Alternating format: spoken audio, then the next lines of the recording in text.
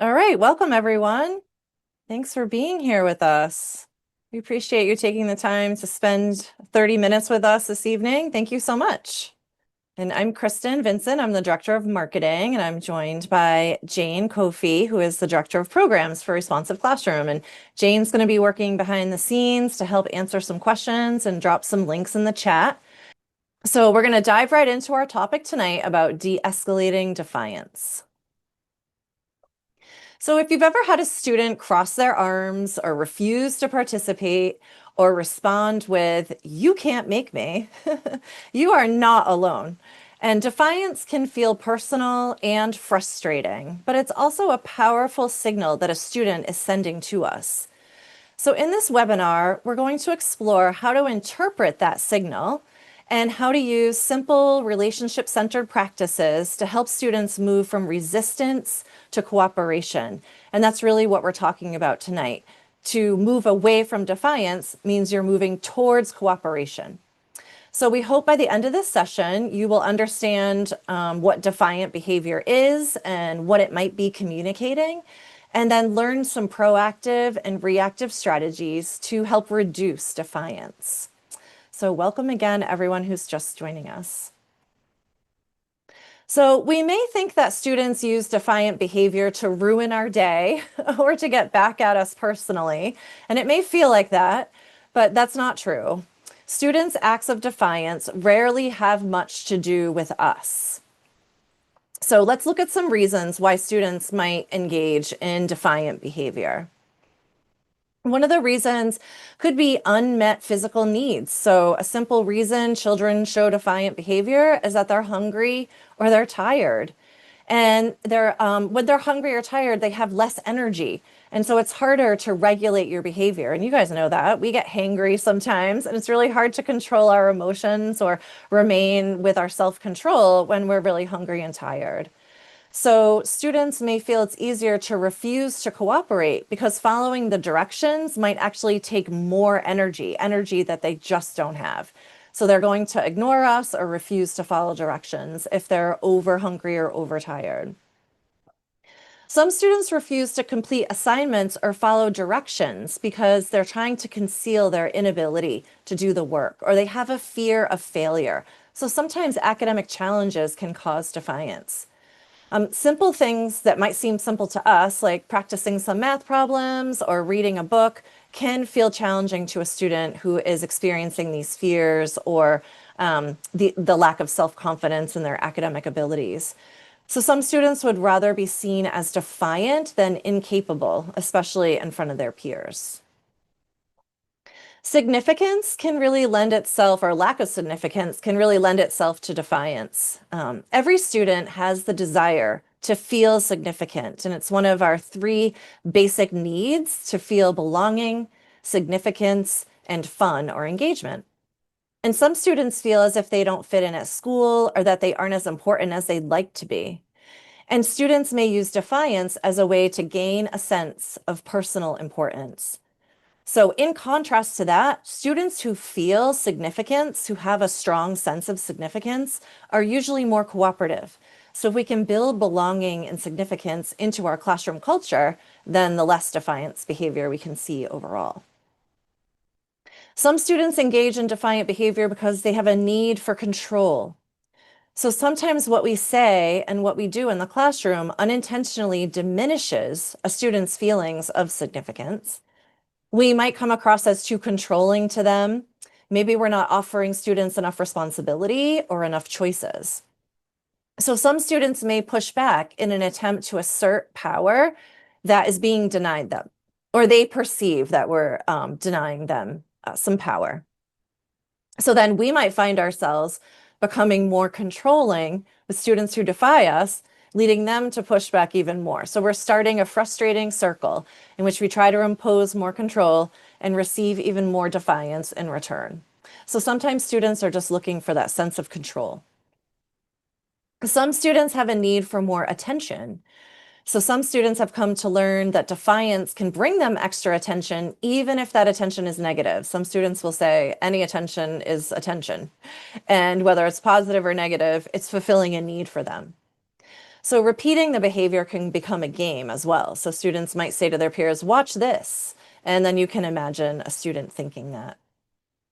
Additionally, if a student feels that we give special privileges to others, but not to them, they might resort to defiance to gain some recognition, to gain our attention. And finally, testing limits is a natural part of childhood and young adolescence and adolescence. And some students need to test them more than others. So students may defy us because they're trying to figure out what will happen if I do. And they're trying to figure out if, as teachers and adults in the building, do we mean what we say? And do we say what we mean?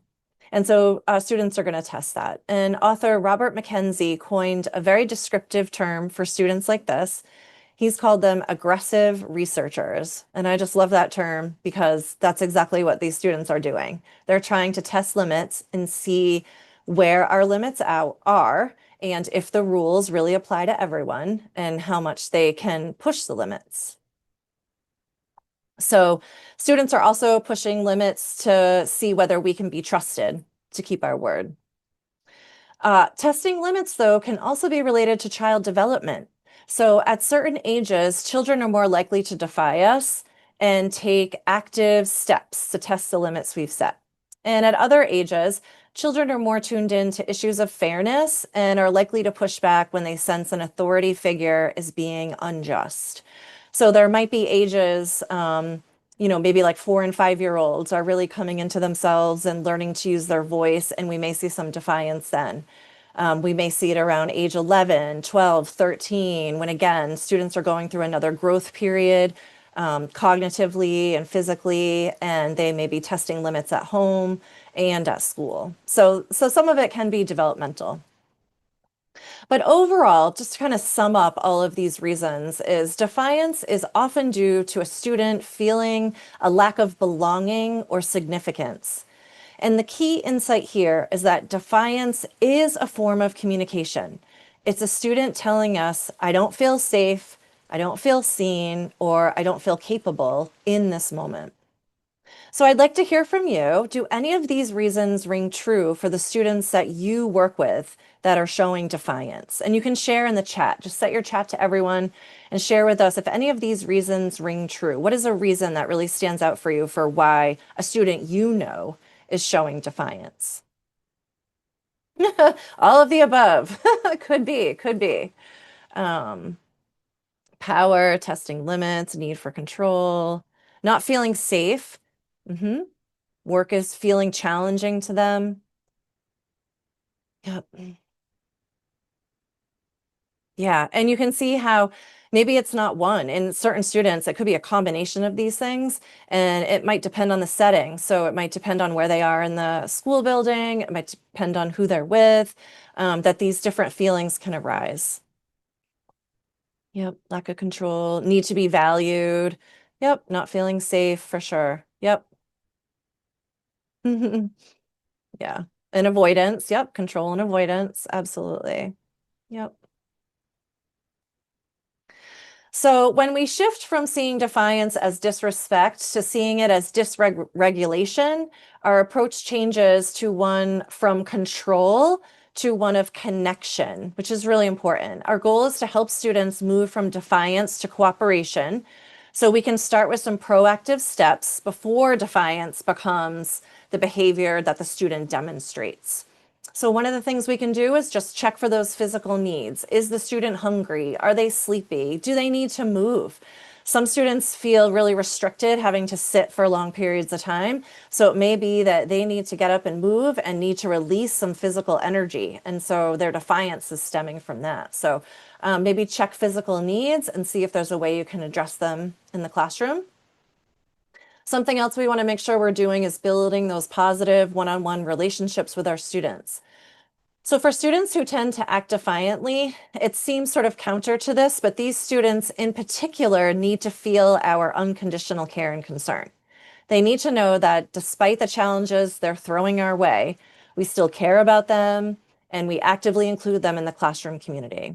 So even if their behavior is saying the opposite, we have to know that deep down they want to be included, they want to feel welcomed, they want to feel like they're belonging. And we know that every student has positive attributes, and even including those students who frustrate us. So we have to look for the positive, point out the positive, look for opportunities to ask students about themselves, about their lives, and show that you care about them. And as you begin to discover interests and talents about your students, you can channel those in ways that foster a sense of significance and belonging. We want to make sure proactively we're reinforcing progress and effort. So all students need to hear when they're doing well and when they're improving and where they're improving. And this is especially true of children who struggle with defiance. So we want to make it a point to notice all the big and small success, and even in like following directions, maybe making a smooth transition, or doing anything that ordinarily might invite resistance. If we're working with this particular student on helping them and encouraging them, we're going to want to reinforce with them privately. So we want to avoid calling unwanted attention to the student and inadvertently making comparisons with other classmates. So we want to be specific. So instead of just saying good job, we might say what they did well. And we're going to find a time to say it to them quietly. So maybe we're just walking by.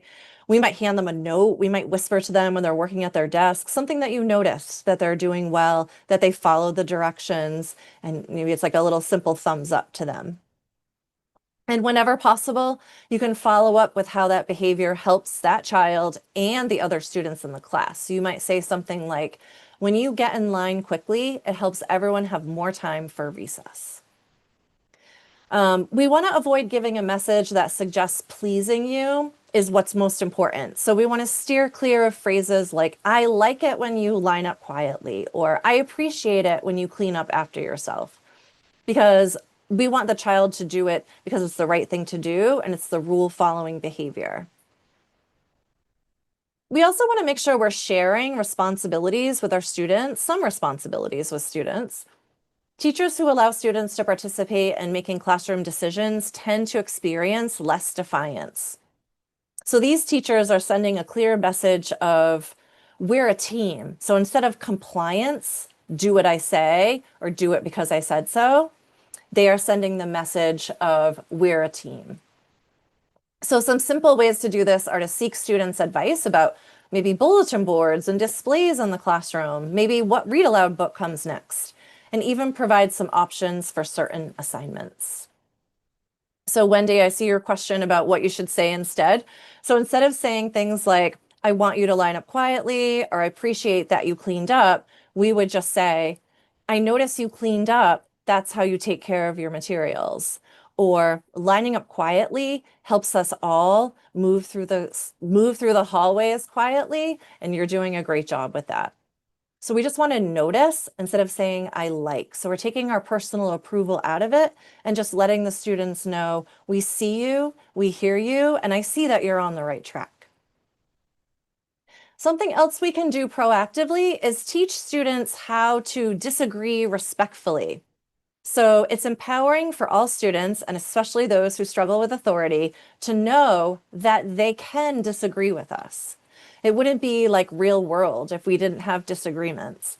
So allowing students to disagree doesn't mean we accept all forms of disagreement, but we can acknowledge that there are times that we disagree. And that's part of becoming a contributing member in our society, is learning how to disagree respectfully. So in teaching students appropriate ways to show disagreement, we want to make it clear in the moment that they still need to follow the rules. But we can let our students know that later they can discuss with us what they thought was unfair and what maybe possibly needs to be changed. So we can teach students that they can show their disagreement with respectful words and phrases. Things like, I feel, I disagree with, I suggest. You could have those as sentence starters hanging up in your classroom. You could refer to them. And just having those sentence starters is enough to help students like reframe something that they may have said disrespectfully or in a moment of anger. Help them reframe it and say it in a respectful way, and let them know that it is a normal part of being in our classroom when we're going to disagree, and how we handle the disagreement is the important part. We want to make sure we respond to warning signs early. So Sometimes students who are, well, most of the times when students are defiant, they're giving you clues that they're feeling distressed. And sometimes there are those clues that come up ahead of time before the student outright refuses to follow the directions. So we can watch for these early signs and tell when we might be headed towards a confrontation. And once you get to know your students, you will know maybe what's going to trigger them or how you can help them navigate a tricky situation in which they might be prone to defiance. And then finally, we want to foster that sense of belonging. So students who feel a strong sense of belonging are less likely to be resistant.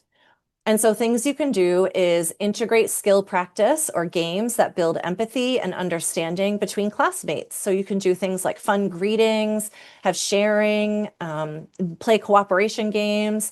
You can even use role play as a strategy to practice handling disappointments. You can also use affirming routines, things like compliment circles or kindness reflections or gratitude shares to normalize positive interactions in the classroom. So we know that even with great prevention, so with all of these proactive strategies, defiance will happen. So how do we respond in the moment? So let's take a look at that. So when we are responding in the moment to defiance and we want to de-escalate the situation, our first move is not about the student, it's about us. So the first move is for us to calm ourselves because sometimes defiance can be surprising to us. Sometimes it can be frustrating, it can be annoying. All kinds of feelings can come up for us as the adult trying to, I don't know, move things along or get an assignment off the ground or get kids to where they need to be. So the first move is for you to take a deep breath and remind yourself that this is a moment to teach, not a battle to win. Because when defiance shows itself, no one is winning in the moment. So your first move is about you. You want to stay calm, and our calm becomes the compass for everyone in the classroom because there are times when a student might be showing you defiance and the rest of the class is watching to see what is going to happen. So you want to allow yourself a few seconds to pause, take a few deep breaths, and this will give you time to maybe assess the situation calmly.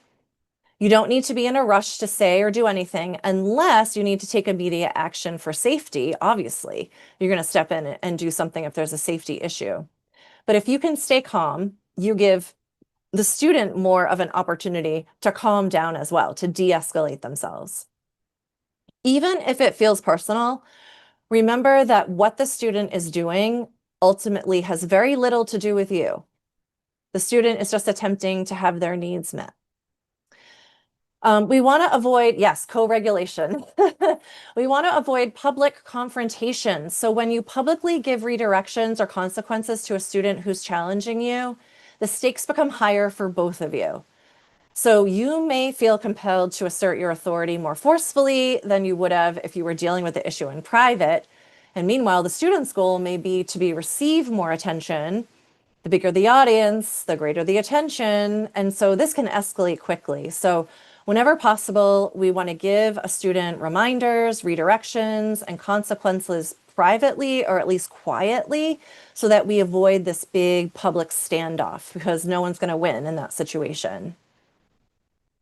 We want to make sure we're respectfully reminding or redirecting.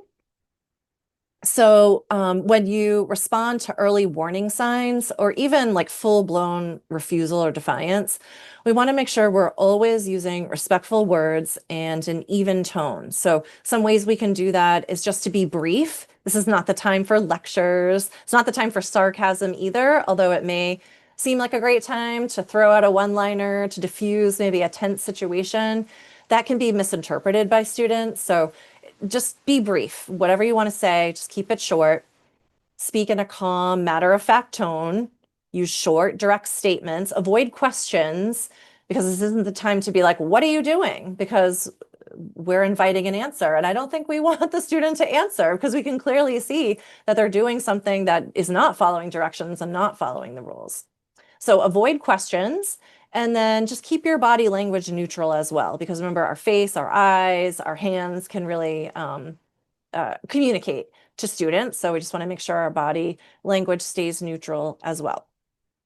And then we're going to try to intervene as early as possible. So respond with respectful reminders or redirections as soon as you see a student starting to get off track or escalate, or you notice a trigger that could lead to some refusal or some defiance. If you wait until a student has just refused outright, they'll be less capable of responding rationally to you because they're not now they're dysregulated and their emotions are heating up, and the more directions you give, the less they're going to hear what you have to say.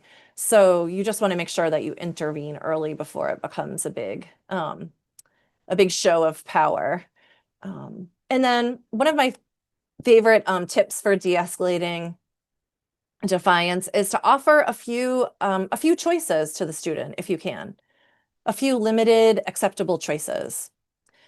So once a student is showing defiance, you may decide to use consequences, but if you are redirecting the student just with one thing to do, you're back in this struggle of the student not wanting to do what you said. They already showed you they didn't want to do what you said the first time or follow the directions. So by giving them a consequence and redirecting them somewhere else, they still probably don't want to do that. So a way to de-escalate and diffuse the situation is to offer two options instead. So you allow the child to hold on to their sense of significance while you remain consistent. And this teaches the student and the rest of the class that you're still held accountable for your behavior. And we're not negotiating. So this isn't a time to negotiate or to ask questions. And we don't want students to think they can avoid a consequence. So the best thing to do is just to offer two choices. So you can say, it looks like you're really upset. You can remain in your chair to calm down, or you can come sit over here in the corner. Then the power is back on them to decide where they want to go to calm down. Or you might say, it looks like you're really upset that we're lining up. You can stay in your chair here while we get our line organized, or you can find a place in line where you're most comfortable. If you feel like that's going to go over well, then you can do that. You're just going to offer two choices and put the power back in the hands of the student. So you can also, if you find yourself in a power struggle, you can also just disengage.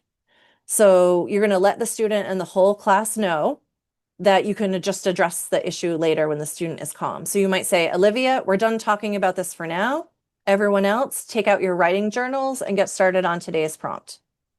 And then you might go over and offer Olivia a few places where she could sit to calm down, or say, you can take out your journal now too and get started, and I'll chat with you in a few minutes. Or, give her just an option to kind of get out of the situation, gives you an option to get out of the situation until you're both calm and you can regroup. And then we do want to make sure we have some space in our classroom where students can find the time and space to cool down. So if it's just like I know a lot of teachers have cozy corners or take a break, but it could just be that in a middle school classroom, you offer the student your chair behind your desk, or maybe you just have like beanbag on the floor or something. Just offer them a space. You want to still be able to see the student. You don't want to tell them to go out into the hallway alone. But make sure you have a space somewhere where students could just go sit. Maybe it's just sitting on the carpet by the bookcase, or somewhere where they can just look out the window, maybe just find a place to calm down. And you want to make sure that the student is calm before you engage them in a conversation about what's happening, before you try to offer a consequence. Sometimes they need to calm down, or before you really have them rejoin the group work, the lesson, whatever it was that was happening. So you can consider some ways to help the student regain self-control. It might be taking a walk. It might be going to get a drink. So sometimes movement can help too. So in thinking about these strategies for de-escalation, can you share in the chat, what is one strategy that you think could be effective for a student that you work with? And feel free to offer up something that's working for you that's not on this list, because we all have a lot of tools in our toolbox. So share in the chat, what's a strategy that you think could be effective, or what is something that you have found effective in trying to de-escalate?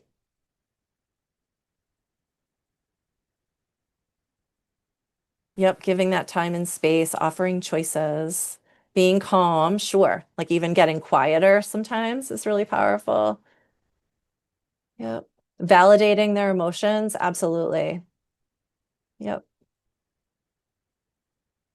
Yeah, all those strategies you could have in a cozy corner and a calming corner, right? Those are really important too.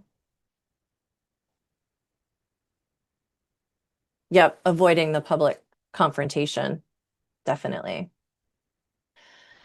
So here's just just a quick example of how you could have de-escalation in action. If we just had a little scenario where a student refuses to join a small group, maybe the student said out loud, "This is stupid. I'm not doing this." We could try the three-step approach. We could acknowledge the feeling by saying, "You sound frustrated that we're doing this activity." We could offer a simple choice. You can start with your partner or take one more minute to get ready. And then we might use empathy and curiosity to revisit it later and ask a question. What was hard about joining the group today? When we revisit later, we have to resist the temptation to lecture or try to tell them what they're doing wrong or try to tell them how to fix it. We just want to be curious because you never know what you might learn. If you ask, what was hard about joining the group today? You really don't know what they're going to say, and you might gain some really great insight. And when a student continues to struggle, there are lots of other strategies you can put into place using a private signal with a student. You set it up ahead of time, and they can let you know with the signal that they're feeling a little off balance. And you can use a signal with them. So you could have a signal that goes both ways.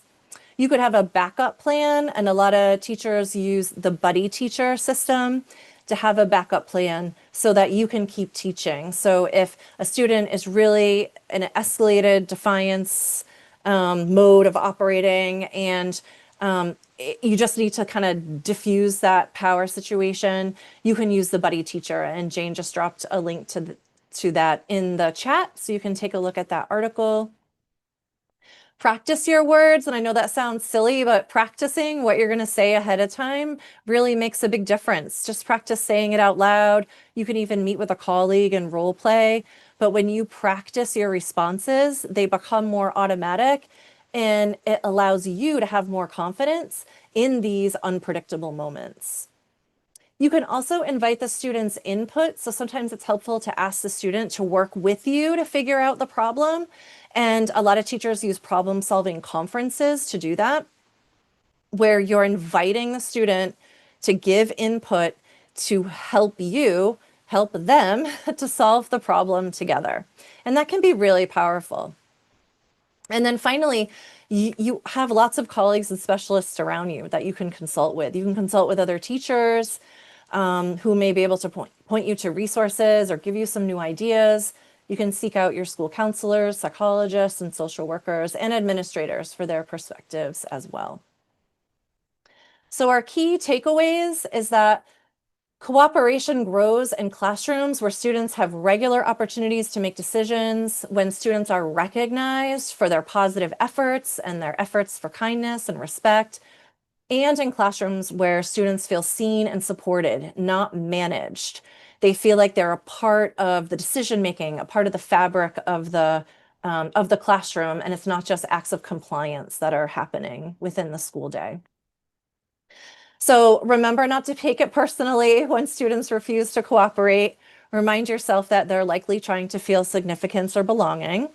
Remember to respond calmly and try the two choices. Try offering two choices to avoid a power struggle, because every moment of defiance is also a moment of opportunity for us. So these 30 minutes have flown by, so I'm going to leave you with some resources. You can always learn more on our websites with our free articles and downloadables. And the strategies I shared in this webinar are from the book called Teasing, Tattling, Defiance, and More, 10 Positive Approaches to 10 Common Behaviors. Great book, great resource. We have some new one-day workshops, and they are offered in person and live on Zoom. And our spring schedule has just launched on the Responsive Classroom website. We have two new workshops that I think would be of interest to those of you attending this webinar tonight. And one is called Reducing Verbal Conflict. The other is called Strategies for Bringing Calm to the Classroom. And finally, our Fly 5 curriculum is for teaching the skills necessary for success in and outside of the classroom. And one of the core competencies of that curriculum is cooperation. And we know the more cooperation you have, the less defiance you'll have. So thank you so much for taking your time out to be with us tonight. Thank you for joining us. We'll be back on November 20th. And I'll be joined by my colleagues from Fly 5 to talk about resolving differences quickly. So thank you so much, everyone. I appreciate the time you took to be with us, and we'll see you next time. Take care.